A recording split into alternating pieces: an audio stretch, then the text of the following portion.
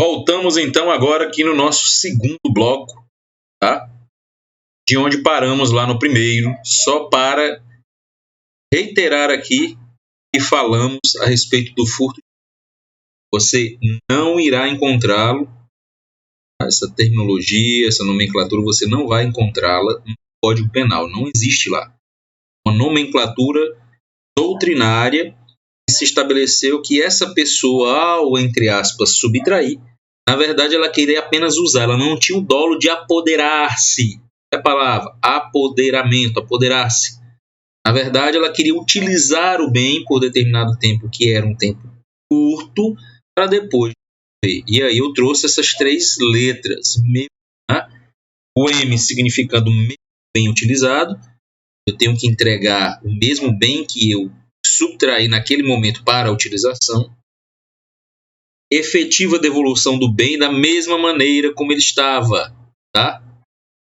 Efetiva devolução do bem. E o uso momentâneo. Lembrando que furto de uso apenas com bens, o quê?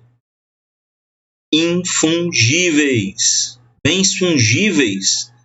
Cuidado, dinheiro, tá? Não adianta, porque vai acontecer a tipificação do furto. Ah, peguei R$500, mas depois eu ia devolver. Não há essa possibilidade. Bens aqui, para que haja furto de uso, bem infungível. Carro, moto, uma bicicleta. Bom, fique bem claro isso. E outro detalhe importante aí também no seu caderno para se anotar é que não existe roubo de uso. Até porque há um emprego de violência ou grave ameaça. Ah, eu coloco a arma na cabeça de alguém, pego a bicicleta para usar e depois devolver. Não tem como. O roubo já está consumado, tá bom? Então seria o artigo 157 tipificado. Fique bem claro isso. Vamos partir aí nesse nosso segundo bloco sobre o crime de furto. O primeiro crime patrimonial a ser analisado aqui por nós. Momento consumativo é um detalhe importantíssimo, pessoal. Tá? Momento consumativo do crime de furto. Houve uma mudança de entendimento a respeito da consumação, quando se consuma o crime. E aí eu trago para vocês aqui a teoria adotada pelo nosso ordenamento jurídico penal, que é a teoria da amócio. Amócio. Mas não adianta eu querer decorar. A teoria da consumação do crime de furto é amócio, se eu não entender o que é essa teoria. Então eu sempre falo isso para meus alunos. Direito penal não se decora, se aprende. Tá? Menciono aqui até o professor Bruno Zampier, tá? Que é um professor que fala muito a respeito dessa situação do alunado, que infelizmente, mecanicamente, ele quer simplesmente ter o conhecimento. E não adianta. Ou você aprende, você vai apenas decorar e depois esquecer. E aqui, nossa meta é que você aprenda, tá? Então vamos aqui para as teorias que existem a respeito aí da consumação do crime de furto. Primeira teoria, contretácio. Essa teoria, pessoal, é uma teoria que traz a análise a respeito da consumação na seguinte situação. Só haverá consumação se o indivíduo tocar a coisa. Não é a que nós adotamos. Então, o indivíduo toca a coisa, eu estou vendo ali um notebook, eu pego no notebook, consumou. É o nosso entendimento aqui dentro do ordenamento jurídico. Amócio, que é a nossa teoria adotada. A coisa tem que estar no poder do agente. Tá? Estar no poder do agente, ou seja, modificar o ânimo de posse, de propriedade, não quer dizer que eu vou exigir posse mansa e pacífica. Tirem esse entendimento, tá? Entendimento antigo, de que para que haja consumação do crime de furto, tem que haver posse mansa e pacífica. Não é mais esse o entendimento. O entendimento é que houve a inversão da propriedade ou da posse, pronto, consumou-se o crime de furto. Bom, teoria da Blácio. A coisa tem que estar em posse mansa e pacífica do agente, que era o que nós imaginávamos anteriormente. Tá? O nosso ordenamento jurídico entendia assim. Para que houvesse o crime de furto, eu teria que necessariamente ter a posse mansa e pacífica do bem, da res furtiva. Agora não. Agora, a teoria adotada, teoria da Amócio. E por último, a teoria da Ilácio. Aqui na teoria da Ilácio, identifica-se a consumação do crime de furto quando a coisa, a res furtiva, é deslocada para o local que o agente deseja. Então, ele está no local X, mas a casa dele é em Y. A teoria da Ilácio entende que só vai haver a consumação do crime de furto se eu deslocar esse bem que está em X para Y, mantendo ele, esse bem, posse mansa e pacífica. Bom, então, que fique bem claro, a teoria adotada, e aí eu estendo aí o entendimento, teoria adotada para a consumação do crime de furto e roubo, basta que haja versão da posse e da propriedade. Somente isso. Afirmou que tem que ter posse mansa e pacífica? Fuja. Pegadinha, tá? Não há necessidade de posse mansa e pacífica. Ficou claro? Continuemos então. Agora vem a chamada topografia do crime. O que é que eu oriento você a fazer? Coloque a topografia no teu caderno para você ler quando estiver analisando o Código Penal e já entender onde estão. Por que a gente chama topografia? Para eu entender onde fica localizado cada tipificação dentro desse artigo. Tá? Então vamos lá, artigo vai ser o 155 do Código Penal. Então o 155 ele é formado pelo caput, que é o furto simples, tá? Pelo parágrafo 1º, que é a majorante do repouso. Nós vamos tratar de todas essas partes do artigo 155. Parágrafo 2º, furto privilegiado. Cláusula de equiparação, ou mais popularmente chamado de furto de energia, parágrafo 3º. E as qualificadoras dos parágrafos 4º, 5º, 6º e 7º. Então eu vou deixar aqui, pause aí o teu vídeo no teu computador, na tua televisão, no teu smartphone, faça essa pausa, copie no teu caderno, porque isso aqui é interessante para você visualizar a topografia do crime. Bom? Copiou? Deu tempo aí? Então vamos lá, porque o serviço ele é grande e prazeroso, porque penal é lindo. Né? Então vamos lá. Vamos analisar então cada uma das partes que acabamos de colocar na topografia. E a primeira parte é o caput, é a cabeça do artigo. Então você vai pegar o teu vade-mecum, que está aí do lado do teu caderno, e vai fazer a leitura comigo. Tá? Artigo 155. Subtrair para si ou para outrem, fazer questão de acompanhar a leitura e analisando contigo aqui. Ó. Olha o dolo. Subtrair. Dolo. Não é de usar e entregar, é de apoderar-se, subtrair. Para si ou para outrem. Ou seja, para você ou para terceiros. Coisa alheia móvel. Já tratamos dos 3 elementos que compõem essa frase, coisa alheia móvel. Tá? Pena reclusão de 1 a 4 anos. Tá? Reclusão de 1 a 4 anos e... Então, esse é o caput que nós temos, é o chamado furto simples. Vamos lá. Agora, vamos analisar as partes interessantes e que sempre são cobradas em provas de concurso de OAB a respeito do crime de furto. Parágrafos 1º, 2º, 3º e os demais que formam as qualificadoras, do 4º ao 7º.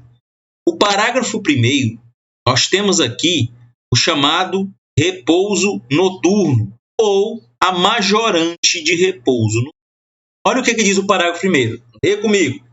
A pena aumenta-se de 1/3 se o crime é praticado durante o repouso noturno. O detalhe e o questionamento vem aqui. Tá? O que seria repouso noturno? Então, a análise que a gente tem que fazer é utilizando uma interpretação, e aqui você tem uma situação onde você está interpretando costumeira. E vai nos auxiliar a entender o que é repouso noturno, não é o simples fato do cair da noite. Cuidado com isso, tá? Cuidado com isso. Não é só a questão de ser à noite, mas eu tenho que analisar de maneira prática o costume do local onde foi praticado aquele crime, que é o crime de furto. Professor, mas o costume não cria crime nem comina pena. Ok, mas é uma forma de quê, pessoal? É uma forma de interpretação. Interpretação, tá? Falamos isso desde os primeiros estudos de direito penal. Costume é uma forma de interpretação. Então, eu posso ter uma cidade que simplesmente 6 horas da tarde, início da noite, as pessoas recolham-se, tá? Vão para suas residências, comece a repousar. Assim como tem locais que 2 horas da manhã você não vai ter repouso noturno. Tá? Por quê? Porque muitas vezes a vigilância ainda existe. Então, cuidado com isso. Falar em repouso noturno não é simplesmente que o crime tenha sido praticado apenas à noite, mas que haja, olha o que eu vou dizer e que você tem que anotar. Repouso noturno, analisado aí o costume do local, é aquele que demanda uma fraca ou pouca ou inexistente vigilância sobre o bem. Então tem a ver com a vigilância. Cuidado com isso, tá? Então, quando se trata de vigilância, o que eu não vou ter que analisar? Local habitado. Não existe essa de que, para que haja majorante do repouso noturno, eu tenho que ter um local habitado. Isso já caiu por terra. Pode ser habitado, pode ser desabitado. Não havendo vigilância sobre o bem, e sendo à noite, terei a possibilidade de majorar diante da situação do repouso noturno. Vítimas estejam dormindo. Será que há necessidade de que as vítimas estejam dormindo? Porque quando se fala em repouso, será que necessariamente elas têm que estar dormindo? Acabamos de falar que não. Eu posso ter a pessoa dormindo, tá lá descansando, né? Quarentena, a pessoa dormiu 6 horas da tarde. Ok, repouso noturno. Mas ela pode também estar o quê? Acordada. Você aí está vendo esse vídeo às 2 da manhã, está acordada, né? Ou acordado. Mas você pode estar o quê? Com uma vigilância menor sobre o seu bem, tá? Então, nesse caso, se houver a subtração, o furto daquele bem, eu vou entender que estava em repouso noturno mesmo estando acordado. Cuidado, porque são pegadinhas. Primeiro ponto, repouso noturno tem que ser à noite. Repouso noturno tem que haver desvigilância sobre o bem. Tá? A necessidade é essa, que seja à noite e que haja uma desvigilância. Local habitado ou desabitado, não importa. Tá? Vítimas estejam dormindo, também não importa. Pode estar dormindo, pode estar acordado. Tá? E lembrando, detalhe importantíssimo, questão de prova na área, tá? O repouso noturno ele pode ser aplicado, majorando essa pena até 1/3, aumenta-se de 1/3, tanto na situação em que eu tenha uma questão de furto privilegiado, nós vamos já ver à frente, parágrafo 2º, quanto as qualificadoras, desde que sejam de natureza objetiva. E, na verdade, se você pegar, só vai existir uma qualificadora de natureza subjetiva. É a questão... Perdão. Tá aqui, isso é importante. Tá? Vou apagar. É a situação... Está no fraude, mas já ia errando. Não é a questão da fraude. Tá? É a questão da confiança. É aquele tipo de furto que é praticado com a utilização do emprego da confiança, lealdade. Nós vamos ver isso mais à frente, que é uma natureza subjetiva. Tá? Então, confiança, por exemplo, você não vai poder utilizar. Mas as demais, rompimento do obstáculo, escalada, tá? E as demais que nós vamos utilizar, dos parágrafos 4º ao 7º, poderão ser aplicadas menos essa da de confiança, que ela é de natureza subjetiva. Tá? Então, eu posso ter repouso noturno, majorar de um terço e privilegiadora? Sim. Esse indivíduo, ele pode ser réu primário, tá? Ele pode subtrair algo de pequeno valor durante a noite. Então, eu vou aplicar repouso noturno, que é o aumento de um terço, mais a privilegiadora. Esse indivíduo pode furtar um notebook, arrebentando o cadeado que estava na porta da casa em que esse notebook estava se encontrando. Então, repouso noturno, tá? Ok, e a qualificadora de rompimento de obstáculo, certo? Então, muito cuidado com essa anotação aqui. Anote, rabisque aí no caderno, põe um ponto em vermelho, dá o seu jeito para trazer essa informação importantíssima no teu caderno. Ok? Vamos lá, vamos continuar. Parágrafo 2º é o que nós chamamos de furto privilegiado. Vou ler aqui comigo, você vai ler comigo, aliás, e vai ler depois no seu VADMECUM, seu Código Penal. O artigo 155, parágrafo 2º, se o criminoso é primário e é de pequeno valor, olha aí os requisitos. O criminoso é primário, ou seja, professor, se ele tiver um procedimento na delegacia, ele ainda é réu primário? É. Primariedade, pessoal. Você vai tirar já isso da cabeça de réu primário, se é aquele que nunca foi levado para a delegacia, ou nunca tem um processo. Pelo amor de Deus. Réu primário tem a ver com condenações. Condenações. E agora o entendimento, condenação, a partir do trânsito em julgado de sentença penal condenatória. Tá? Então, ser primário é isso, é não ter condenações no âmbito penal. E é de pequeno valor a coisa furtada. Cuidado com isso, porque pequeno valor é diferente de insignificante. Significante é aquele tipo de objeto que, quando eu pego o valor, é 10% do valor de um salário mínimo. Aí, insignificante. Sandálias havaiana, uma galinha. Esse valor dessas situações que eu estou trazendo aqui é muito menos do que 10% do salário mínimo. Pequeno valor, não. Pequeno valor é um valor até um salário mínimo. Tá? Cuidado. Então, se ele é primário, primeiro requisito, e é pequeno valor a coisa, o juiz pode o quê? Substituir a pena de reclusão pela de detenção, diminuí-la de 1 a 2 terços ou aplicar somente a pena de...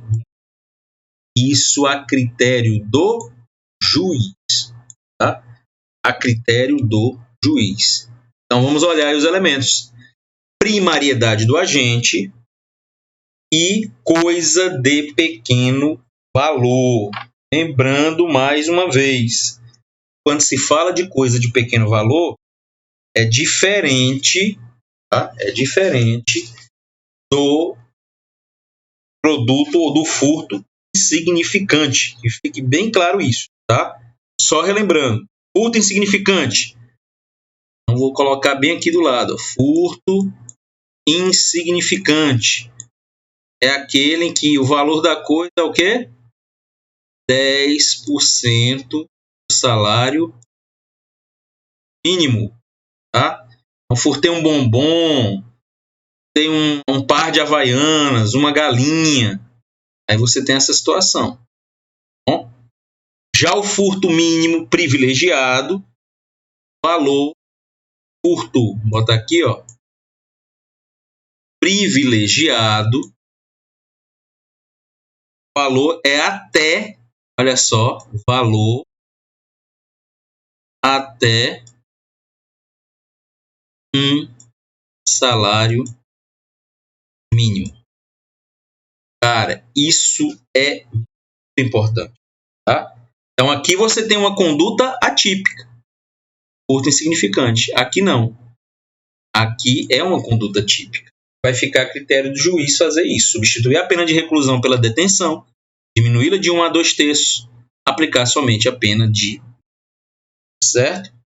Então, vamos continuar. Parágrafo 3º. Coloquei cláusula de equiparação, porque tecnicamente é assim chamado, mas popularmente a gente chama como furto de energia. Equipara-se a coisa móvel à energia elétrica ou qualquer outra que tenha valor econômico. Energia vital, né? Por exemplo, a energia genética.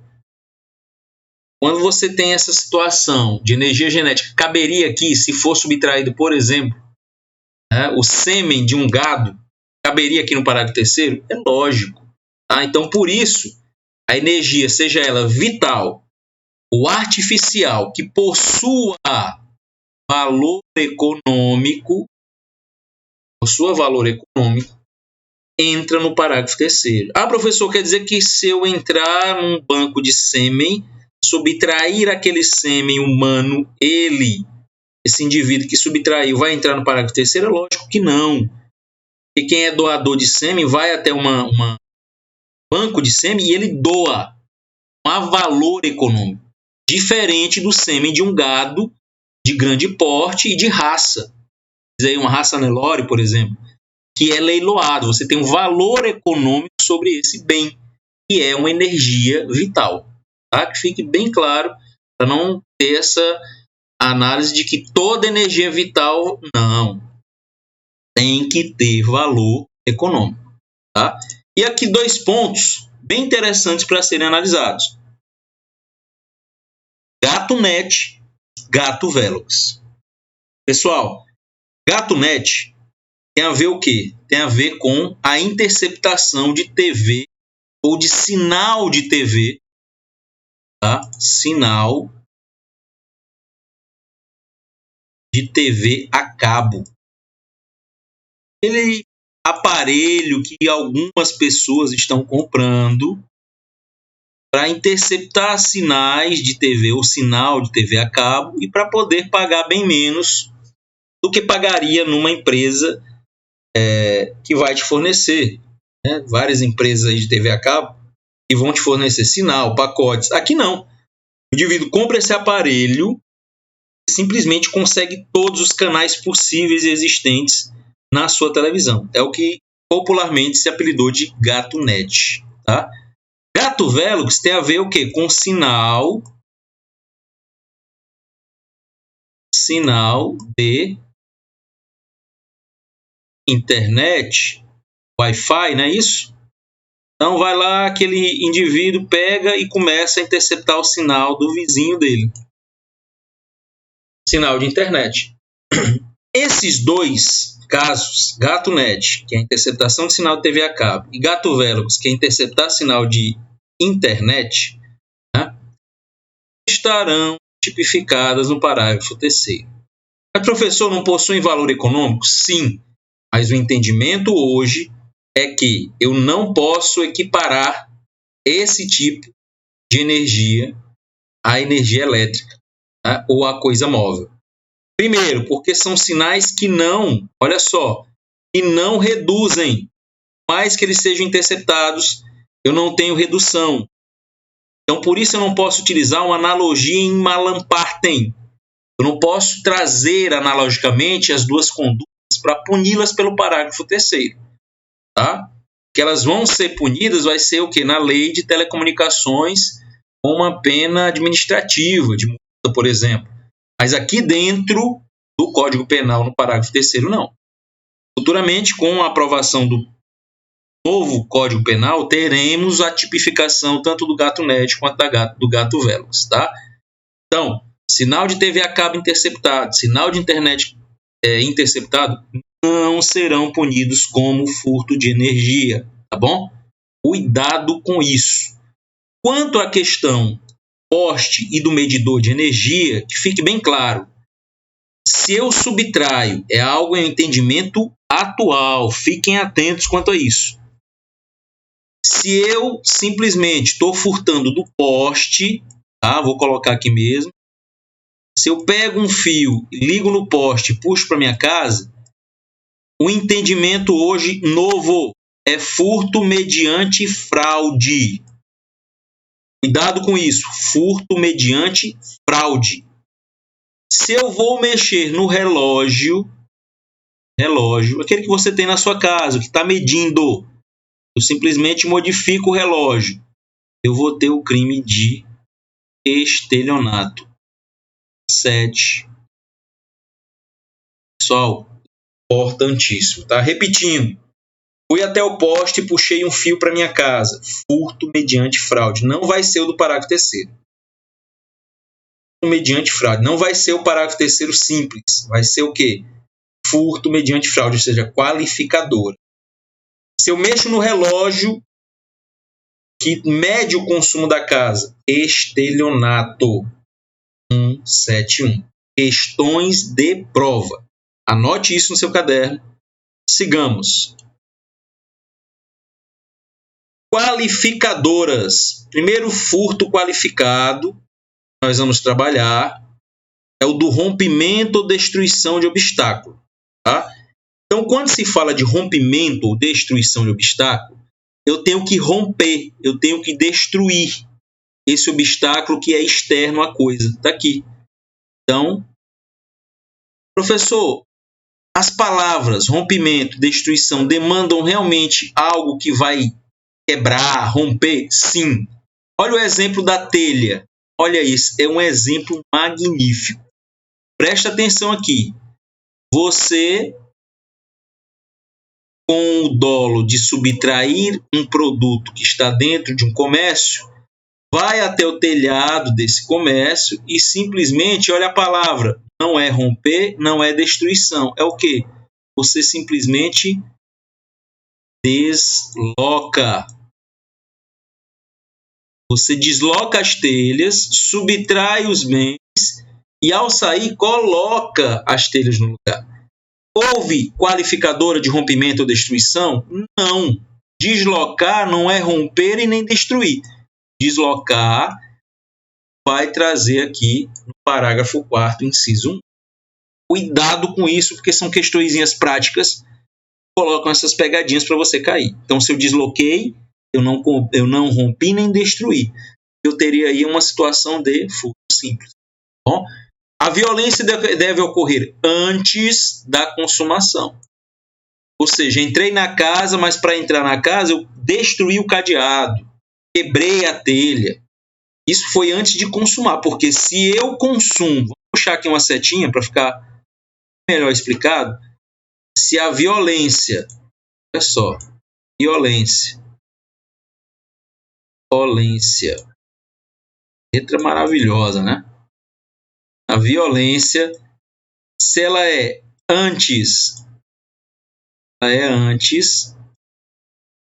tá? Ok. Se ela é antes ou até durante, ok. Rompimento ou destruição de obstáculo. Agora, se é depois, olha o detalhe. Se é depois, é a preocupação que eu tenho que ter aqui. O que eu terei? Eu terei o furto mais o dano. Terei um concurso de crimes. Tá? Furto mais dano. Tá bom? Outra situação aqui do rompimento ou destruição de obstáculo é a ligação direta. Ligação direta, pessoal, é nos veículos. Tá? É aquele indivíduo que ele tem a expertise, que ele tem a habilidade técnica de simplesmente, sem a chave do veículo, da moto, Jeep, algum veículo que seja, ele liga. Então, a ligação direta vai caracterizar a qualificadora de rompimento ou destruição de obstáculo. Lembrando que esse obstáculo ele tem que estar entre o agente e a coisa. Se eu quebro o vidro do carro para pegar uma mala que está dentro do veículo, rompimento ou destruição do obstáculo. Se eu rompo o vidro, se eu quebro o vidro para levar o veículo, não entra, olha o que eu estou afirmando, não entra na qualificadora de rompimento ou destruição de obstáculo. Então, eu tenho que romper o obstáculo para levar o bem, tá? Que está entre o obstáculo e a minha pessoa. Se eu rompo o obstáculo para levar esse bem, como é o exemplo que eu dei, né? Quebrando o vidro do carro para levar o próprio carro, tá? Foi simples. Bem claro isso daí. O obstáculo tem que ser externo à coisa. Ok? Então, nós vamos continuar. Próximo, abuso de confiança. Pessoal, no caso do abuso de confiança, dado, é a única qualificadora de natureza subjetiva. Eu não posso, por exemplo, ter o repouso noturno aplicado a essa qualificadora, tá? Não posso, porque a natureza dela é subjetiva. Então, o que é abuso de confiança? É qualquer tipo de lealdade? É qualquer tipo de amizade? Não. É vínculo de lealdade e fidelidade. Você sabe, confiança você conquista. Então, quando você consegue conquistar a confiança, a fidelidade, aí sim eu tenho uma relação mais forte. Então, dolo, lembrando, tem que existir antes da subtração. Tá? Então, olha só. Eu consegui ser o teu amigo, eu fiz tudo, só que eu já tinha o dolo de subtrair a tua motocicleta. Eu já tinha essa vontade, mas para chegar a concretizá-la, consumá-la, eu precisava o quê? Da tua amizade, tornar alguém leal com você, trazendo uma fidelidade na relação, para depois eu subtrair. Então o dolo ele já era anterior à subtração. É o que vai diferenciar, olha só, da apropriação indébita. Apropriação indébita. Na apropriação indébita, olha a diferença. Jofres, me empresta a tua motocicleta? Empresto. O indivíduo passa uma semana com ela e naquele tempo de uma semana ele começa a pensar em não mais devolver. Ou seja, o dolo de ficar com a moto não foi antes, tá? Antes dele ter a posse. Foi depois, tá? Então, a situação de apropriação indébita, dolo é posterior. Dolo é posterior. Fique bem claro isso. Deve haver um mero contato com a coisa, porque se eu tiver com essa coisa, na verdade vai ser uma apropriação indébita, tá? Então eu tenho que ter um mero contato rápido. E aí vem um questionamento. Emprego e hospitalidade, simplesmente isso, caracterizam abuso de confiança? Repetindo a pergunta. Emprego, relação de emprego apenas. Eu boto alguém para trabalhar na minha casa, né? Empregado doméstico. Hospitalidade, trago alguém para dentro de casa. Automaticamente gera confiança? É uma pergunta que nós vamos responder no nosso terceiro bloco. Até mais.